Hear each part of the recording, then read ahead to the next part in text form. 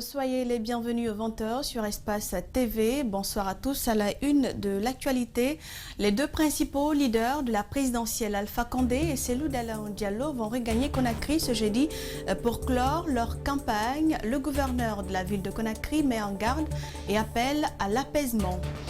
1 225 000 $, c'est le coût global du projet d'appui à la réduction de l'instrumentalisation et des violences politico-sociales des jeunes taxi-motards. Il est financé par le Fonds des Nations Unies pour la consolidation de la paix. Et puis les habitants de Khouloufa, l'un des villages impactés par le projet de construction du barrage hydroélectrique de Souapiti, sont sur le qui-vive. Les citoyens traversent le fleuve au risque de perdre leur vie à cause de la montée des eaux.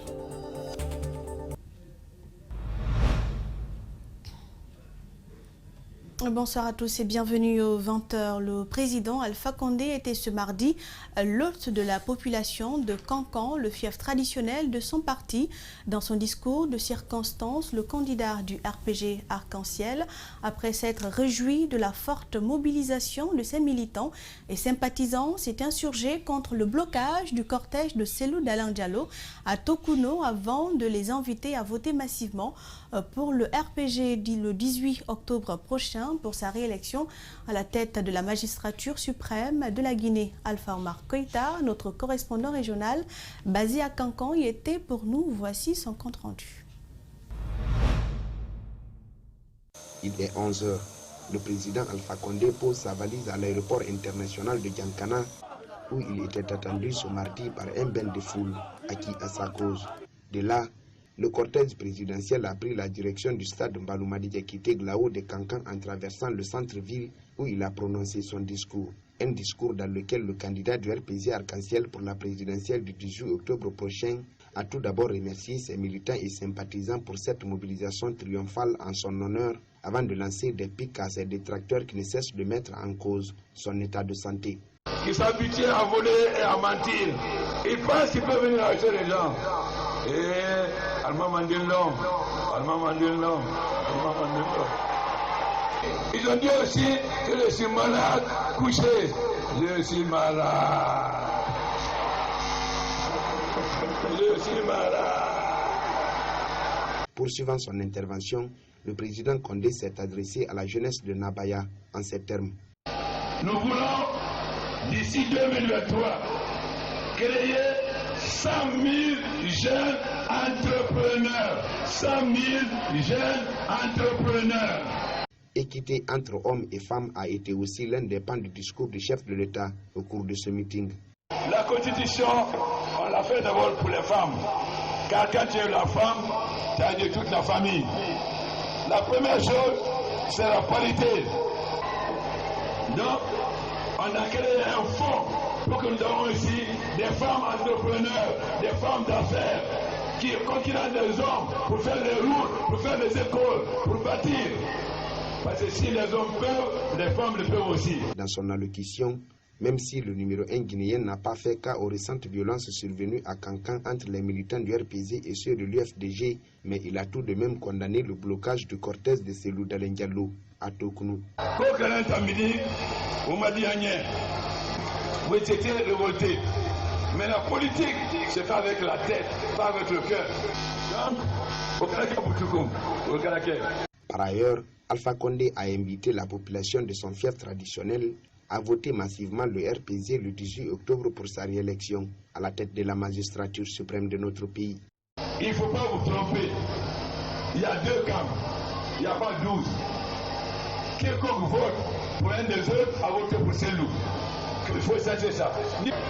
Alors, le 18 octobre, nous voudrons entendre que Kankan a voté 98% RPG.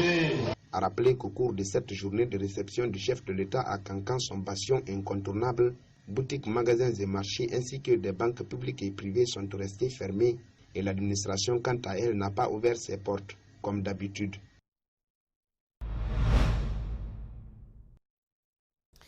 3 jours avant la présidentielle du 18 octobre, cette élection concentre toutes les attentions. La campagne ouverte a connu quelques turbulences, notamment à l'intérieur du pays.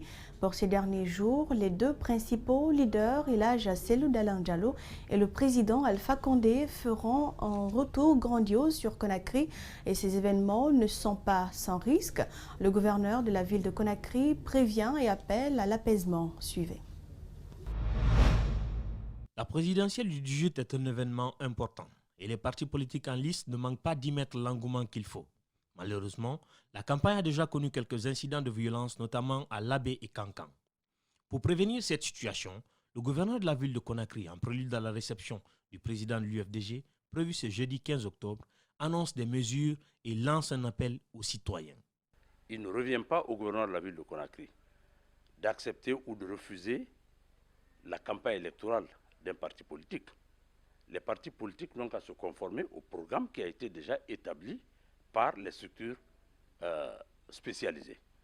Donc, s'il doit y avoir des mesures, puisque c'est une campagne, et Elhadji Cellou qui rentre de l'intérieur du pays avec la foule, il nous revient, nous, la ville de Conakry, par rapport à la sécurité, comme nous avons l'habitude de le faire, soit pour les marches ou pour la campagne, nous sécurisons tout ce qui est en train d'être fait, mais dans les règles de l'art. Cette caravane traversera des zones favorables à la mouvance. Le gouverneur de la ville précise.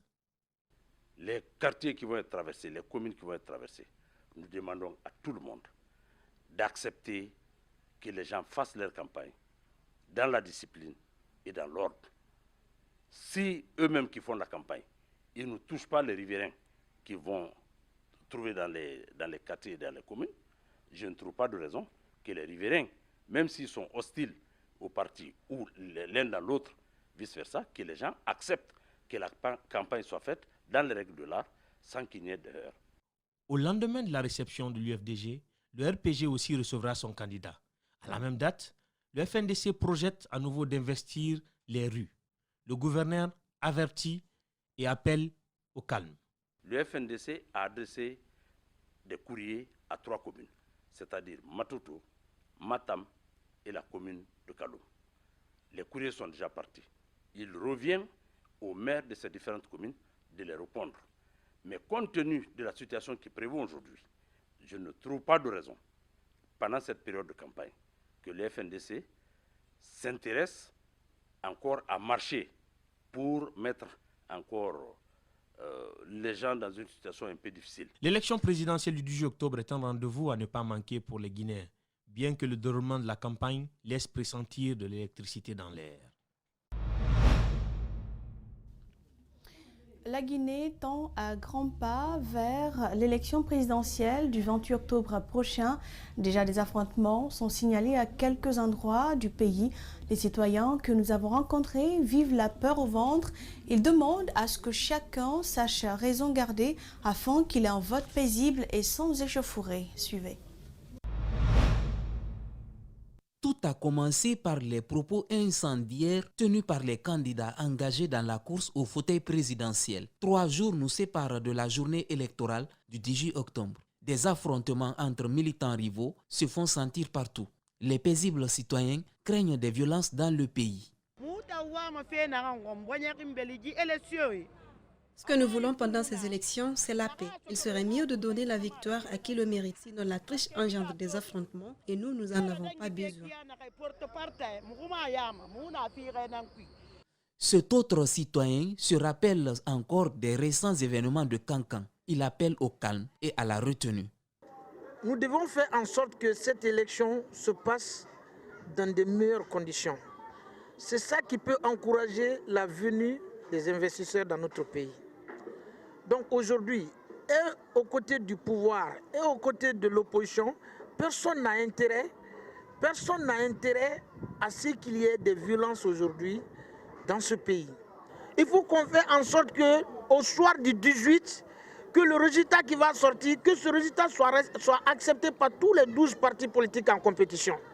La violence ne résoudra rien. Pour lui, la solution se trouve dans les mains des politiques. Chaque candidat doit appeler à ses militants, il les sensibilise pour soi-disant qu'après l'élection, si nous sommes des Guinéens, on doit rester ensemble. Donc, Si chaque candidat prend ses responsabilités, on ne peut pas arriver à certains dégâts qu'on est en train de subir. La Guinée, nous sommes une famille indivisible encore.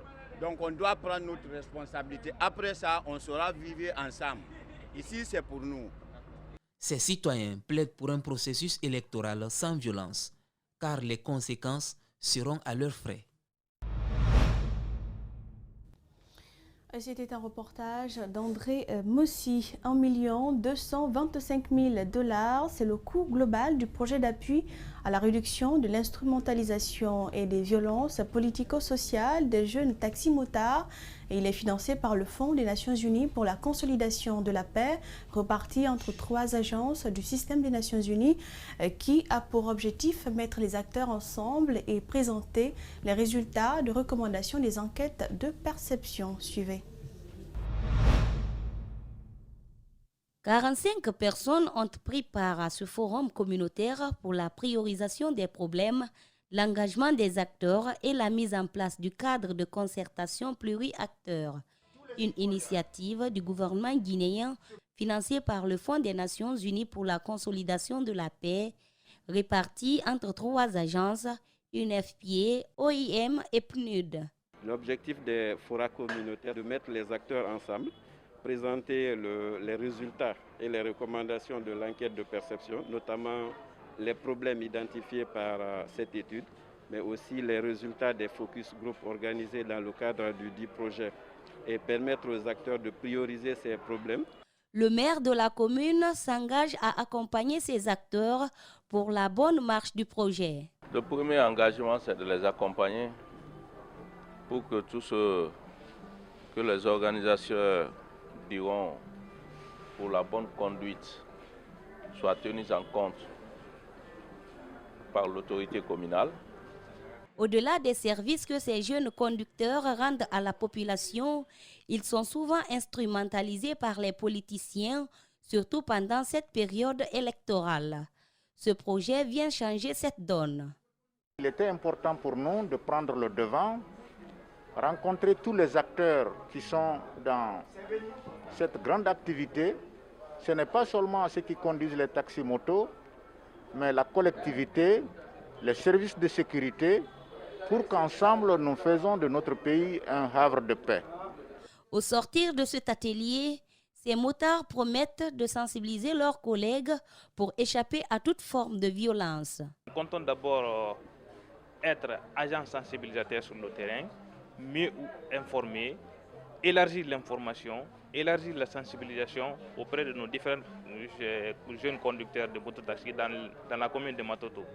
Ce projet touchera directement 1425 motards et indirectement tous les jeunes exerçant ce métier dans les 5 communes de Conakry et la commune urbaine des Zéro-Corée. Il s'étendra sur 18 mois. 1776 agents de police ont été mis à la disposition de leur département de tutelle lundi dernier. Après 3 mois de formation, ces agents sont désormais aptes à assurer le maintien d'ordre selon des règles conventionnelles. Bernard Koundouno pour le compte-rendu. Ils sont au total 1776 élèves policiers à assimiler leur cours au compte de cette formation commune de base. Après plus de 3 mois de formation, ces agents ont été mis à la disposition de leur département de tutelle lundi matin pour faire valoir leurs compétences. La direction générale se fait l'honneur de mettre à la disposition du département ces heureux récipiendaires qui, j'en suis convaincu, contribueront à porter haut le flambeau de nos institutions de sécurité et de protection civile. Le ministre de la Sécurité et de la Protection civile, venu présider la cérémonie de sortie de cette promotion, a instruit aux agents le respect strict des droits de l'homme dans l'exercice de leurs fonctions. Je voudrais féliciter la direction de l'école pour la qualité de l'organisation qui a permis justement ce procédé pédagogique et tout ce déroulement pour vous permettre aujourd'hui d'être déjà opérationnel, même si vous savez comme moi que la formation va se continuer, même si vous serez parfois en action sur le terrain. Après cette formation, ces agents sont mis à la disposition de la Direction nationale de la police. Je vous exhorte tout à l'heure à votre sortie de vous mettre à la disposition des services auxquels vous allez être affectés. Dans un premier temps, dans le cadre de la sécurisation des élections, vous allez déployer sur toute l'étendue du territoire pour sécuriser les élections. Ce groupe d'agents est la troisième promotion 4015 pour un effectif de 1776 élèves.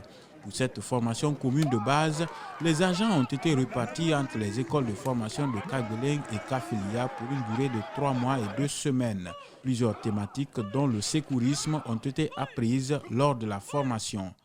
Au cours de cette formation, nous avons appris en commune de base l'ordre serré, la transmission, l'armement, l'hygiène, le sécurisme, etc. Cette formation est l'œuvre de la bonne coopération entre le gouvernement guinéen et ses partenaires.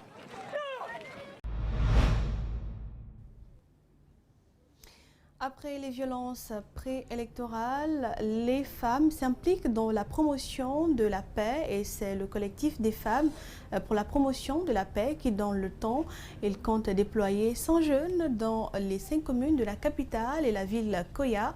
L'objectif est de les outiller sur comment voter, ensuite les inviter à promouvoir la paix. Alseni Bari et Yacouba Traoré pour plus d'explications.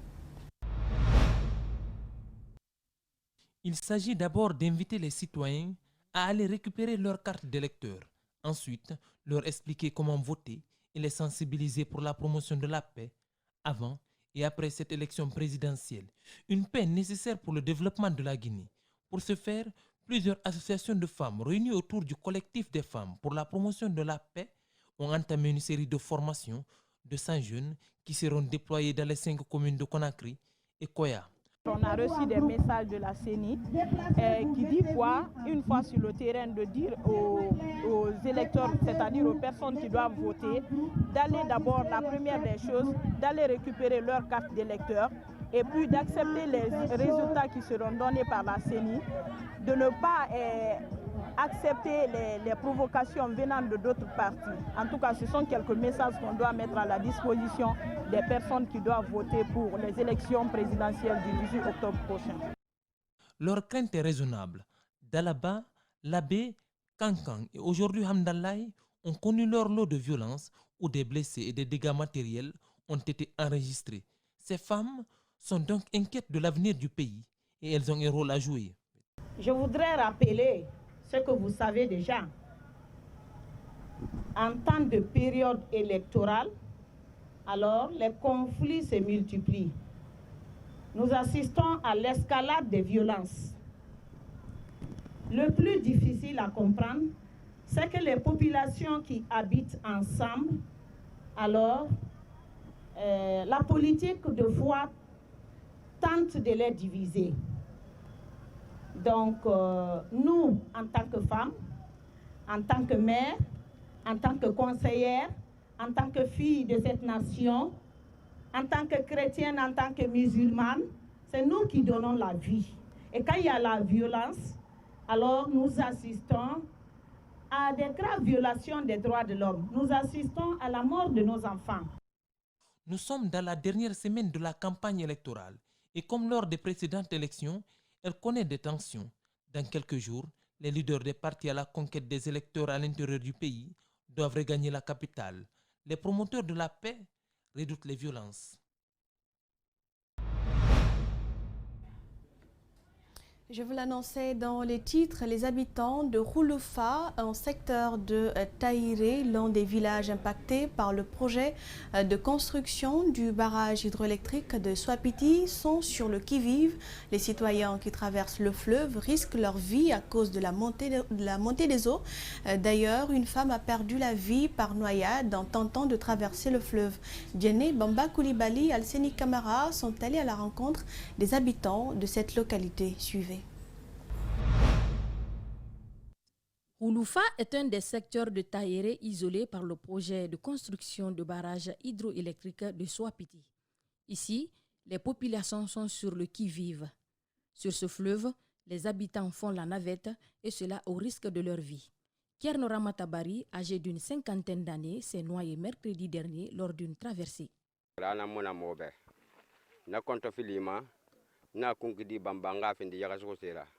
On n'a pas de route. C'est dans cette inquiétude que j'ai cherché une pirogue pour pêcher le poisson. Mais la route est bloquée entre les villages voisins. Les gens viennent me demander et de les faire traverser parce qu'on n'a pas d'autre route.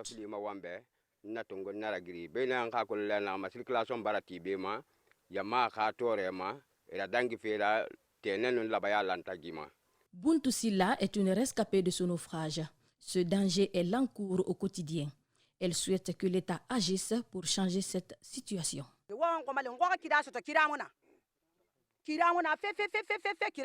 Aidez-nous à avoir la route. Téné est fermé. En partant à Dangouré, il faut mettre la moto dans la pirogue. En partant à Yangoya, c'est la même chose. Et à Kireba, il n'y a pas là où passer. Quand je pense à tout ça, j'ai les larmes aux yeux.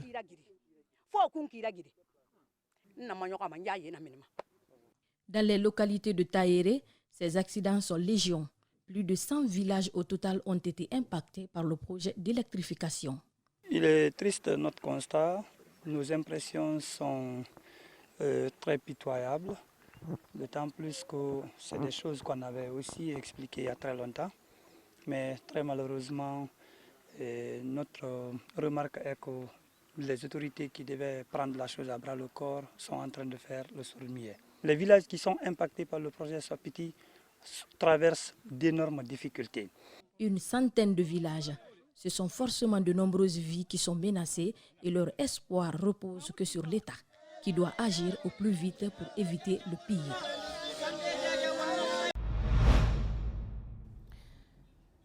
Ce journal prend fin. Merci pour l'attention. Il a été réalisé par l'ensemble de la rédaction. Restez avec nous. Nos programmes continuent sur Espace TV.